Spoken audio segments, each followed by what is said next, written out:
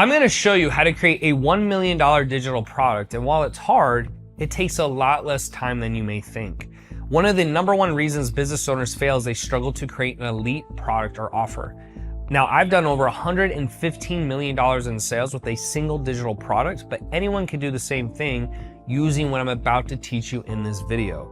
The framework you're about to learn is something that has helped over 50,000 plus of my clients build highly profitable businesses like Devin at $200,000 a month and Heather who's doing $400,000 a month. Now, in order for you to get to $1 million and consistent 100K months, there's one thing that is vital to growth: what you know and what you can teach. Because the online education industry is going to reach $1 trillion by 2032. So you need to be thinking, what do you know well enough to teach? What do people ask you for advice in? Where do you have the most experience and confidence? Now, if you're not sure what to sell, where you want to go is udemy.com or allison.com, and you can start looking at all the different courses that they teach about digital marketing, business, B2C, fitness, everything in between, and you can find the skill that best fits you and what you want to get into that you can then start to sell.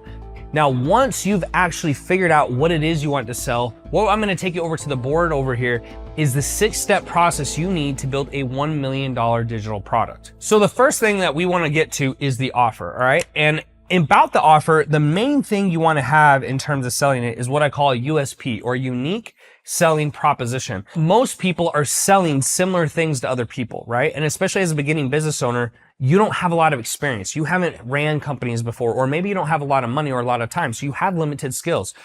I started in the fitness industry, and one of the things I did to set myself apart is I created a very unique USP. And my USP was how to eat whatever you want without sabotaging results. Now, I could have just said, if it fits your macros, or eat what you want as long as you're tracking your calories. That's what most trainers would say. But because I said that, that gave me a unique selling point that sounded different from everyone else. And remember, people are always going to go with what is more unique. They're listening for what is different out there. Let me give you a different example. In business, okay? If I'm going to try to teach you about growing a business, you're looking for, why am I unique? Now, obviously, I've done $115 million in sales. But the other thing, when I was starting a business, I said the CC framework. And what I would say is, I'm going to teach you the CC framework, the conversion conversations framework, that will increase your application rates by 70%, which will then increase your sales by 70%. And I went into more specifics, but that was my secret sauce. That was the thing that would get people to buy. If we go to 2 of my other clients, one sells green cards. Now, in terms of this offer, I don't actually mean he sells green cards. I'm pretty sure that's illegal. But he helps people with, I think it's like a 90% success rate or something crazy high, get green cards. So the other way you can get around this, you either have a USP or you have a very unique offer. Very unique. Unique meaning there's not a lot of other people who sell it. So think of it this way. If you were the only fitness trainer in all planet Earth, you would get 100% of the business. That obviously isn't a reality, but if you were selling to people how to get green cards and you're one of the only people out there, that's a pretty rigorous tests and service and things you have to do.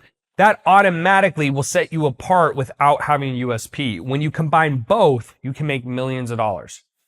Another one of my clients, she helps students get into Ivy League schools. Her name's Cynthia. Think about this. If you can help a client get into an Ivy League school, a student, parents will pay extreme amounts of money to guarantee their children have a better life, get into better schools. So that, again, these are more unique. So it's one of 2 things. You either pick something that everyone is selling and you create a USP, unique selling proposition, or you sell something that literally is unique, meaning not a lot of people do it. You cannot have it both ways. That is step #1. Once we figured out our USP and how we're going to set ourselves apart, the next thing we want to figure out is our ideal client. So in fitness, I realized that unless people were over 35, they usually didn't care enough to buy. And if they were in their 20s, they didn't have a lot of money.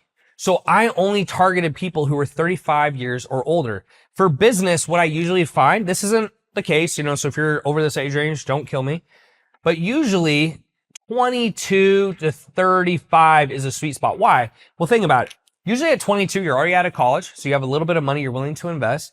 And at 35, you're still young enough that you're still willing to push. Most people past 35, they start to slow down. I got kids, I got a job, I got a mortgage, I don't really want to do anything risky. So that, for me, is the sweet spot that I found. Obviously, you can have more things in terms of finding an ideal avatar. It's not just age, but I'm trying to show you guys here specifically by age range. You could also do males only. You could do certain countries only. You could do certain demographics. One of my clients, Prasha, she actually helps engineers double their earnings and get better jobs. She only goes after engineers. That's her ideal avatar. She goes to engineers who are making 80 to 100 grand a year and then helps them get to $150,000 to $200,000. For here, Ranjit goes after clients who work at Google specifically. Why does he do Google? Because most of them are making $150,000 a year or more so they can afford his service. Okay, he has a pretty expensive service.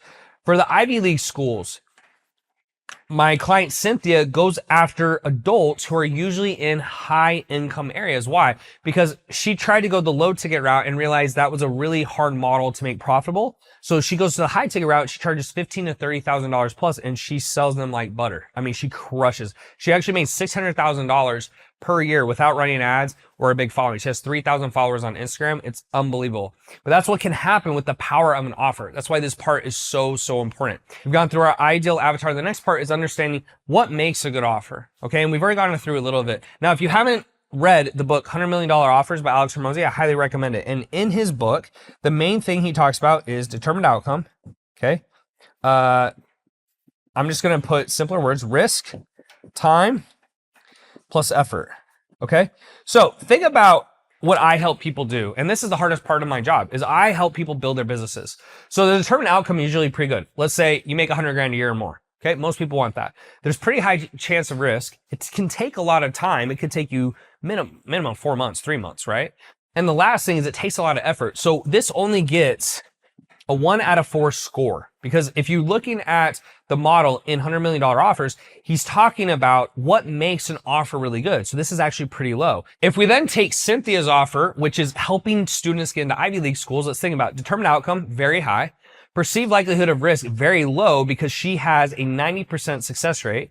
She worked in admissions for 20 years. She has a really awesome process. The time, it's going to pass anyways. They're in high school, so that's irrelevant. Doesn't matter. And then effort probably is pretty high. So that's a better offer. It's 2 out of 4. It's also super unique, but that's a better offer. The only thing I can think of that's a 4 out of 4 is, let's say, plastic surgery. Okay. Because most things in life take a little bit of effort. But hypothetically, if you had an offer that was completely done for you and it was easy to fulfill, that's one of the best offers. Why? Plastic surgery, good outcome, lose 100 pounds, let's say, no risk, or it's very low risk, right? Instant results, no effort. They just lay on the table. If you understand that model, whenever you're thinking about what it is you're going to sell, think about, do you have a unique selling point? That's number one. If you don't, is it just super unique by itself?